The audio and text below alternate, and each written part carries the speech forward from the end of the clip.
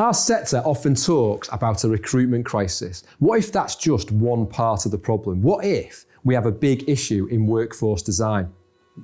Previously, we've talked about our trust trifecta, our framework for how to lead a trust. Our trifecta has 3 central tracks. The third is organisational agility.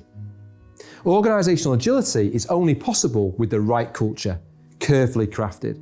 We have moved meaningfully away from command and control and towards sense and respond.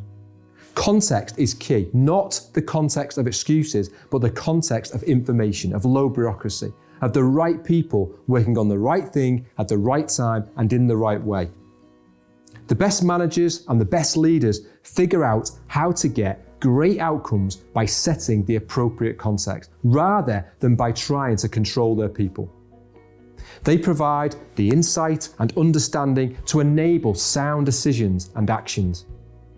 This allows us to make big, bold moves.